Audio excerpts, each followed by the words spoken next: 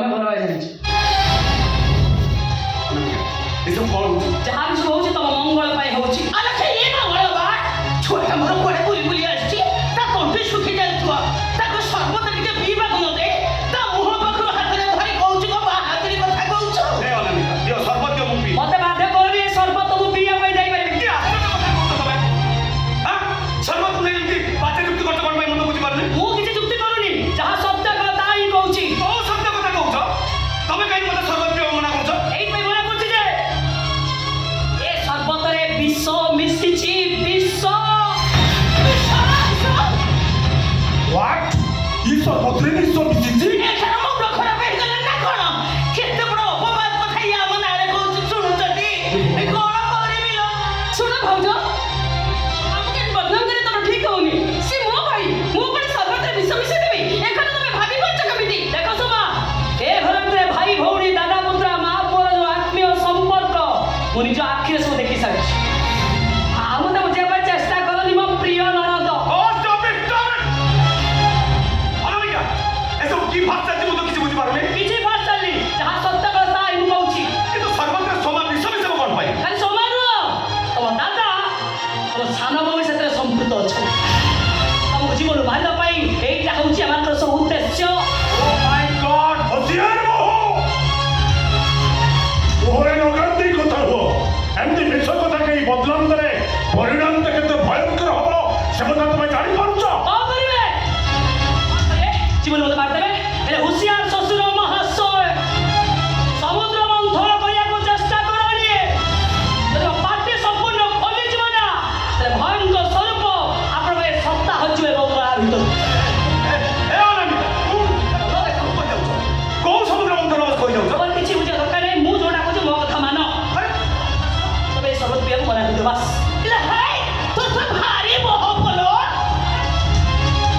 କଥାରେ କଥାରେ ତୁ ଆମ ପୁଅ ପାଖରେ ଶତ୍ରୁ କରିଦେଉଛୁ। ଆରେ ତୋର ଉଦ୍ଦେଶ୍ୟ କଣ ବା? ଓ ବୁଝିଲି ବୁଝିଲି, ମୋ ପୁଅ ଏବେ ତା ଦାଦା ନାଁରେ କମ୍ପାନୀକି କରିଦେବା କହିବାରୁ ତୋର ଇର୍ଷା ହଉଛି।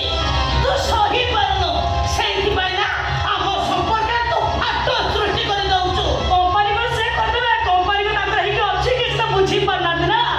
କଣ ବୁଝାଇବି ତାଙ୍କ ସେ ନାମକ ମାତ୍ର ମାଲିକ। ହେଇ, ସେ ବାଜେ କଥା ବନ୍ଦ କର। ଶୁଣ ଭାଇ, ତମେ ଯଦି ସର୍ବତ ନ ପିଇବ ତାହେଲେ ମୁଁ ସତ୍ୟ କହୁଛି, ଏମିତି ଗୋଟେ ମିଛକୁ ଆଧାର କରିବାକୁ ଯାଇ ମୁଁ ବିଷ ପିଇ ଆତ୍ମହତ୍ୟା କରିଦେବି। ନାଇଁ ସଭା, ତୁ ବ୍ୟସ୍ତ ନା ମୁଁ ସେ ସର୍ବତ ପିଇବି। କାହିଁକି ନା ତତେ ତ ମୁଁ ଅବିଶ୍ୱାସ କରିପାରିବିନି ନା। ତାମାନେ ତୋ ସ୍ତ୍ରୀକୁ ବିଶ୍ୱାସ କରିବ? ଦେଖ ଅନାମିକା, ଏମାନେ ମୋ ପରିବାର ଲୋକ, ମୋ ଆତ୍ମୀୟ, ପିଲାଟି ଦିନରୁ ଏମାନଙ୍କ ସାଙ୍ଗରେ ମୁଁ ପଡ଼ି ଆସିଛି। ମୋ ପରିବାର ଲୋକଙ୍କୁ ମୁଁ କେମିତି ଅବିଶ୍ୱାସ କରିବି? ମୁଁ ମାନୁଛି ମୋ ତ ସମ୍ପର୍କ ଅଳ୍ପ ଦିନ, ତାପରେ ମୁଁ କଣ ଆତ୍ମୀୟ ନୁହଁ, କୌଣସି ଗଳ୍ପ କାହାଣୀର ଚରିତ୍ର ମୁଁ ଅନାମିକା! ଅନାମିକା ତମ ପତ୍ନୀ, ତମ ଜୀବନ ସାଥୀ, ତମ ରକ୍ତ ମୋ ଘରେ କେମିତି ସଂଖ୍ୟାସ୍ତ୍ର ମୁଁ ଯାଇଦେବି, କେମିତି ରକ୍ତର ସମ୍ପର୍କ ବାପ ଛାଉଣ୍ଡାକୁ କରିଦେବି। କିନ୍ତୁ ତମ କଥା ମୁଁ ବିଶ୍ୱାସ କରିପାରୁନାହିଁ। ମୁଁ ମିଛ କଥା କହୁନି। ତମ କଥାରେ ମୋର ସନ୍ଦେହ ଆସୁଛି। ସନ୍ଦେହ? ହଁ, କି ସନ୍ଦେହ କହୁନ? କି ସନ୍ଦେହ? ହଁ, ତମ ନିଜ ଉଦ୍ଦେଶ୍ୟ ପୂରଣ କରିବା ପାଇଁ ଏମିତି ଗୋଟେ ବିଷ ନାଟକ କରୁଛ, ଅବିଶ୍ୱାସ ସୃଷ୍ଟି କରୁଛ। ମୋର ପୁଣି ନିଜ ଉଦ୍ଦେଶ୍ୟ ହଁ, କଣ ହେଇପାରେ କୁହ ତ ମୁଁ ଶୁଣେ। କଣ ହେଇପାରେ? ହଁ, ହୁଏତ ତମେ ଏ ପଟ୍ଟାଇ ବଂଶର ଏକମାତ୍ର କୁଳବଧୂ ଭାବରେ ଏ ସମସ୍ତ ପ୍ରପର୍ଟିର ମାଲିକ ହେବାକୁ ଚାହୁଁଛ, ଆଉ ସେଇଥିପାଇଁ ଆମ ଭିତରେ ବିଶ୍ୱର ନାଟକ ସୃଷ୍ଟି କରିଛ। ହରେ ତରୁଣ, ଠିକ କରିଛୁ, ଠିକ ବୁଝିପାରିଛୁ। ଆରେ ଆଜି ସିନା ତୁ ତାକୁ ସ୍ତ୍ରୀ ଭାବରେ ଗ୍ରହଣ କରି ଏତେ ବଡ଼ ସୌଭାଗ୍ୟ ଦେଇଛୁ। ନା ଅଛି ତାର ବଂଶମର୍ଯ୍ୟାଦା, ନା ଅଛି ତାର ପରମ୍ପରା। ଓ ରାସ୍ତା କଡ଼ର ଅପରିଷ୍କାର ଜୀବ ହେଇନଥିବ ଏକଥା କିଏ କହିବ? ତା ଭିତରେ ସଂସ୍କାର ଆସିବ କୋଉଠୁ? ମତେ ତ ଲାଗୁଛି ଇଏ ଆମର ସବୁ ସମ୍ପତ୍ତି ହଡପ କରିବା ଉଦ୍ଦେଶ୍ୟରେ ଆସିଛି। ମୋ ଭାଇ ୟାକୁ ବିଶ୍ୱାସ କରି ବହୁତ ବଡ଼ ଭୁଲ କରିଛନ୍ତି। ଆଲୋ ସ୍ୱର୍ଣ୍ଣକୁ ହାତରୁ ସରିଗଲା କି? ଏବେ ବି ମୋ ପୁଅ ଇଚ୍ଛା କଲେ ନା ସେଟାକୁ ଧକ୍କା ମାରି ଘରୁ ବାହାର କରିଦେବ। ବାସ୍ ବାସ୍ ସାର, ମୁଁ ତମ ସମସ୍ତଙ୍କୁ ହାତ ଧରି ଅନୁରୋଧ କରୁଛି, ପରସ୍ପରକୁ ଏମିତି କଟୁକ୍ତି ଆକ୍ଷେପ କରି ସମ୍ପର୍କକୁ ବିଷାକ୍ତ କରିଦିଅନି।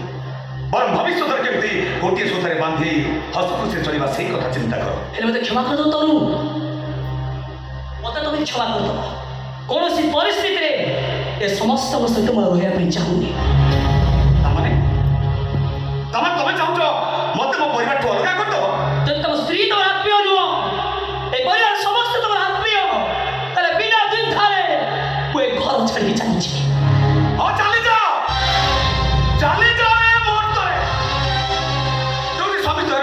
ପ୍ରେମ ନାହିଁ ସ୍ୱାମୀର ବିଶ୍ୱାସ ନାହିଁ ସେମିତି ସମ୍ପର୍କରେ କିଛି ମୂଲ୍ୟ ବି ନାହିଁ। ମୂଲ୍ୟ ବହୁତ ଅଛି ଯୋଉଟା ତମେ ଏବେ ବୁଝିପାର। ଆଜି ତାହେଲେ ବୁଝିବ ସେଥିରେ ଏମିତି କିଛି ହରେଇ ସାରିଥିବ କିଛି ତ ଆଉ କରିପାରିବନି। ଜୀବନ ସାରା ଖାଲି ଯନ୍ତ୍ରଣାରେ ଛଟପଟ ହବ। କ'ଣ କହୁଥିଲ ମତେ ମୋର ଭଲ ପାଇବା ନାହିଁ ତମକୁ? ତାହେଲେ କୋଉ ସମ୍ପର୍କ ଆଧାର କରି କଲିକତାରେ ତମ ହାତ ଧରି ମୁଁ ଚାଲି ଆସିଥିଲି? ତମ ରଙ୍ଗକୃଷ୍ଣ ମାରିକୃଷ୍ଣ ଲକ୍ଷାଧିକ ଟଙ୍କା ଦେଇ ମତେ କିଣି ଆଣିଲ। ହେଲେ ବ୍ୟକ୍ତିଗତ ଭାବରେ ମୋର କି ସ୍ୱାର୍ଥ ଥିଲା? ଏ ଗୃହବନ୍ଦୀର ମୋର ଜୀବନ ଠାରୁ ସେ ରଙ୍ଗକୋଠିର ରଙ୍ଗ ନାୟିକା ଜୀବନ କ'ଣ ମୋର ଭଲ ନଥିଲା? ବାସ୍ ବାସ୍ ବାସ୍ ତମର କୌଣସି କଥା ଶୁଣିବାକୁ ମୁଁ ଚାହିଁନି। ତମ ମତରେ ଦିଟା କଥା ସର୍ବଦ୍ୟ ମୁଁ ପିଇବି ଆଉ ସର୍ବତ ବି ଦେଖେଇଦେବି ଆମ ଭିତରେ କେତେ ଆତ୍ମୀୟତା ଆମ ପରିବାର ଭିତରେ କେତେ ଭଲ ପାଇବା ଅଛି। ଆଉ ଦ୍ୱିତୀୟ କଥା ତମେ ଯୋଉ ଆମ ପରିବାର ଭିତରେ ଅବିଶ୍ୱାସର ପାଚିରି ଠିଆ କରିଲ ତା ଦଣ୍ଡ ସ୍ୱରୂପ ଏବେ ଏଇ ମୁହୂର୍ତ୍ତରେ ସବୁଦିନ ପାଇଁ ଘରୁ ଗୋଡ଼ ଉଠି ଚାଲିଯାଅ। ମୁଁ ଏକୁ ପଳେଇଛି ମତେ କାହିଁ ରହିବାକୁ ଅଟକେଇବି ମୁଁ ରହିବି। ହେଲେ ଯୋଉ ସମ୍ପର୍କ ଆପଣାର କରି ତମେ ଆଜି ମତେ ପର କରିଦଉଛ ସେ ସମ୍ପର୍କ ତମର କପଟତାର ପରିପୂର୍ଣ୍ଣ। ଆଉ ଏମାନେ ସମସ୍ତେ ହଉଛନ୍ତି ତମର ଜଣେ ଜଣେ ବଡ଼ ଶତ୍ରୁ। ସ୍ୱାର୍ଥର କଂସାଇ ଏମାନେ ସ୍ୱାର୍ଥ ପାଇଁ ମଣିଷ ମାରିବା ଏମାନଙ୍କର ସହଜାତ ପ୍ରବୃତ୍ତି। ବୁଝ ମୋ କଥା ଏମାନେ ମଣିଷ ଅବସ୍ଥାରେ ନାହାନ୍ତି। ଏମାନେ ମଣିଷ ନୁହନ୍ତି ଏମାନେ ହଉଛନ୍ତି ଅର୍ଥ ଲୋଭୀ ରାକ୍ଷସ।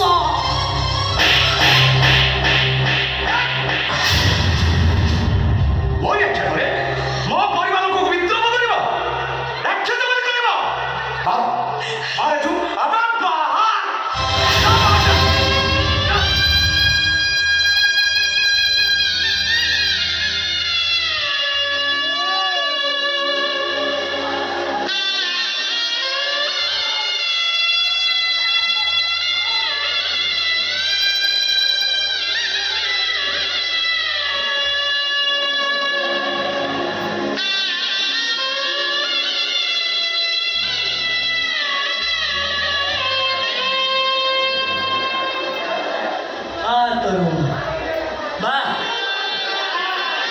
କଥାରେ କଥାରେ ମନ ଶାନ୍ତି ହେଲାନି ଯେ ହାତ ବି ମୋ ଉପରକୁ ଉଠେଇ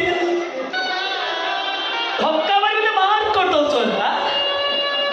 ହେଲେ ସେଦିନ ଆଜି ଭିତରେ ତମକୁ ମୁଁ ଯେତିକି ବୁଝିଲି ତମେ ହେଉଛ ଏକ ଅନ୍ଧ ପ୍ରବଣତାର ଭାବ ମଣିଷ। ସତ୍ୟକୁ ଅନୁଭବ କରିବା ଅପେକ୍ଷା ତମେ ଭାବ ପ୍ରବଣତାରେ ବେଶୀ ଭାସିଛ।